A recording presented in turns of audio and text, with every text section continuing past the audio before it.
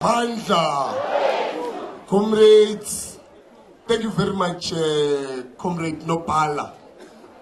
It's very emotional. This is a very emotional battle when you speak from the heart. And we are also speaking to those other hearts, those uncircumcised hearts. We are speaking to those. Comrades, as we had said that the assembly continues and this is it. And I am happy that parents are here and those who are always on Twitter and media will see that this is the 23% that Adam Habib speaks about. This is the 23% that doesn't want to go to class. We are waiting to see the 77%. Comrades, all of us here, we want to go back to class. Now, but we can only go back to class once our demands are met. It's not true that there is a certain few individuals that just doesn't want school. That's not true. We are all here to acquire academic excellence. At home, they are waiting for us to come back with the degree so that they can eat mayonnaise for the first time.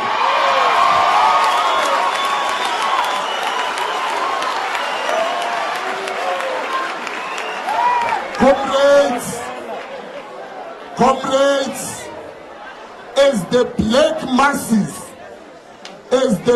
masses, we need the education more than anyone else. When we get the degree at home, they will eat tomato sauce or for the first time.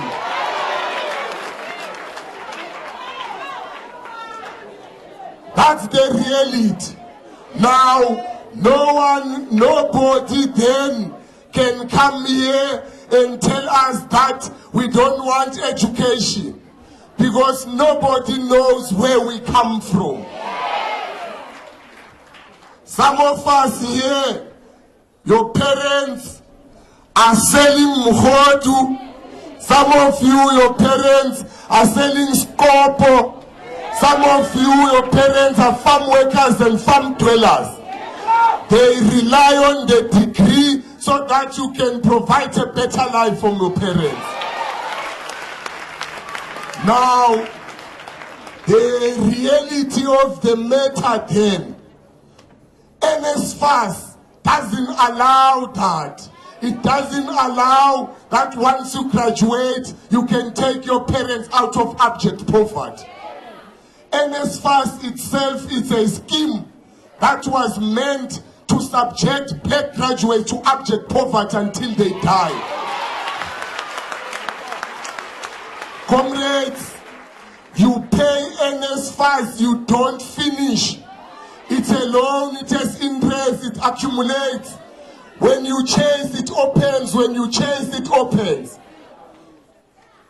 The other group, our colleagues, those who are from privileged backgrounds, those who have no academic debts, when they graduate here, they don't owe anything. They already have a flat, fully furnished flat. They already have a car and 1 million in the bank. Yourself as a black graduate, when you live resident, you don't even have a bed. You don't have a fridge. You don't even have a spoon because the spoon is for Royal Mnand.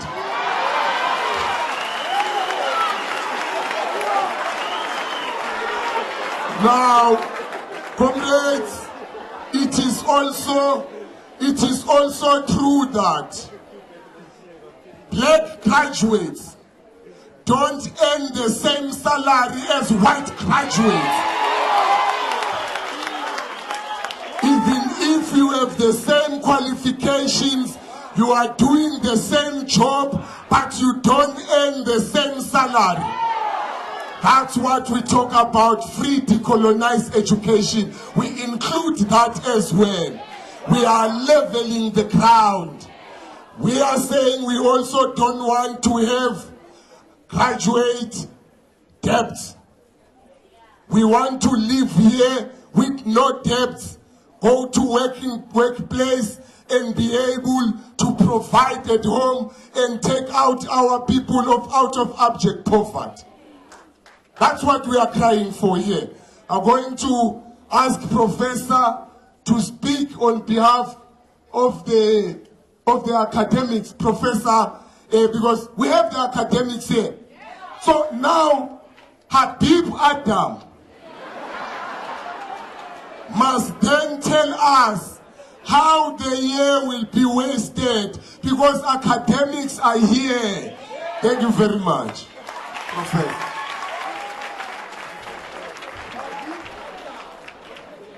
Amandla.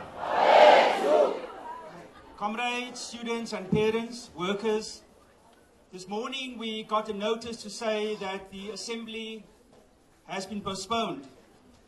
But as I stand here, I see an assembly.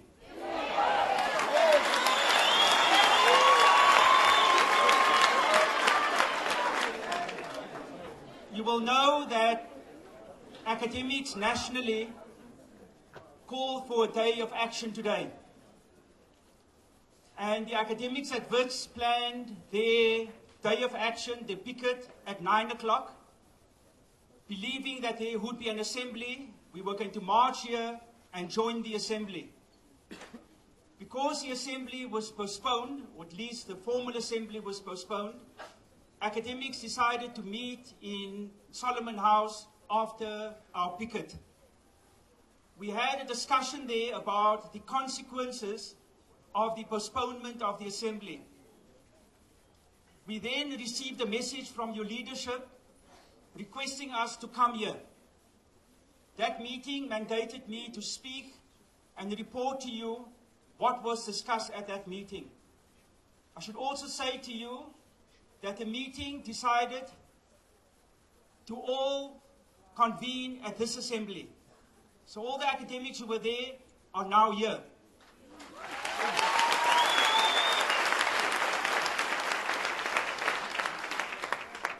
I don't want to speak too long because, as the chair has said, what is most important today is that we hear an interaction, that we hear the voices of the hundreds of people who are here. We can't have a situation where we speak for hours and you simply sit there passively listening to us. So we want interaction. So I'm going to be very quick. I want to say that we decided to have a national day of action because academics across the country believe, like you do, that the education system is in a crisis. We also believe and acknowledge that the students have played the leading role in highlighting the crisis. Students have played the leading role in putting on the agenda the need for an urgent solution to the crisis. Students at Wits University and elsewhere have also come up with proposals about how to solve the crisis. So this narrative in the media that students are only interested in burning down buildings is a false narrative.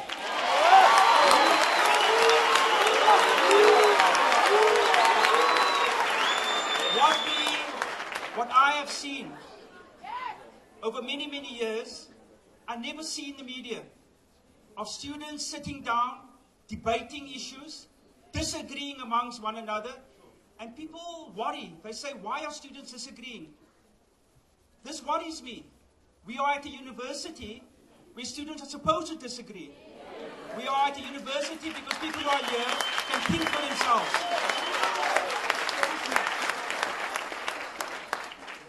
Now, academics have said and acknowledged the leading role that students have played.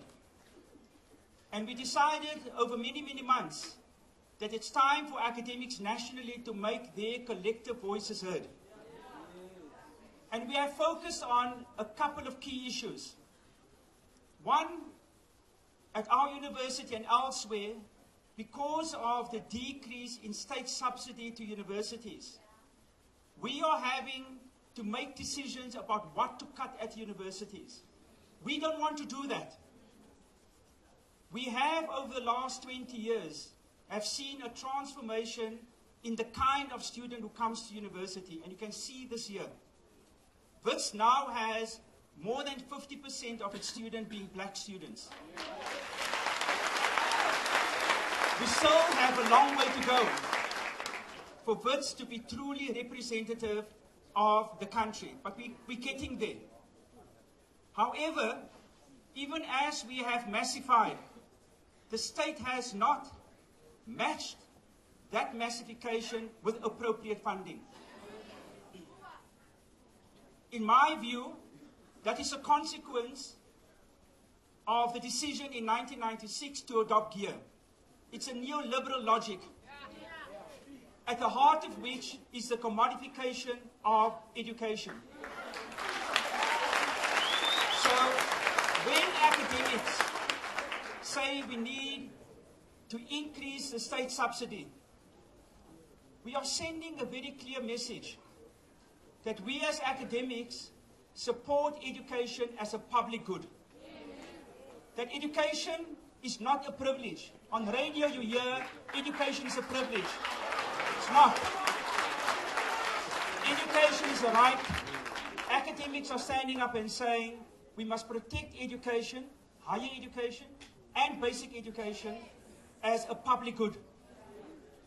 So that is why we picketed, and I should report to you that as we are speaking here, there are pickets taking place across the country. Our neighbors at UJ are picketing at the moment, and so on. Now, at the meeting that we left to come and join you, we had a debate about what we should be doing. And there were 2 or 3 clear messages that came from that meeting. The first is that as academics, we witnessed what happened on Tuesday. We're taking a very clear stand as academics that we will not teach in conditions of securitization at university.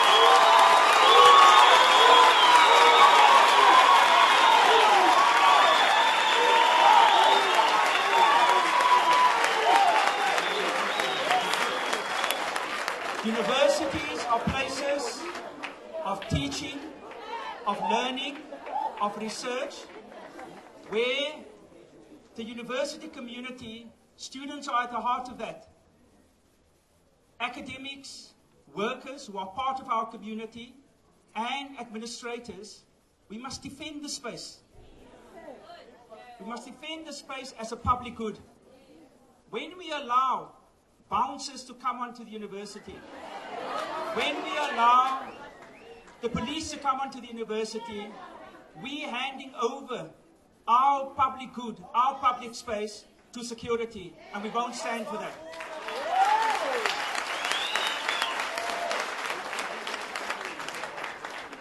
So those academics who met earlier will be sending a message to management to make this position absolutely, for us, it's a principal position.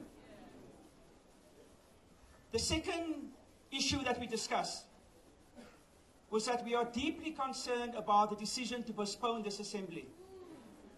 We feel that the efforts by the former presidents of the Black Student Society, which I think was an important intervention to try and find a way out of the crisis, that the postponement of the assembly places that mediation process in jeopardy. We are calling for continuation of that process. We are calling for dialogue. We were hoping, as I hope will happen here, that this assembly could be used for the different constituencies at the university to listen to one another. But there is an urgency, there is a crisis. We also expressed the view that it is not appropriate to put specific deadlines on this process.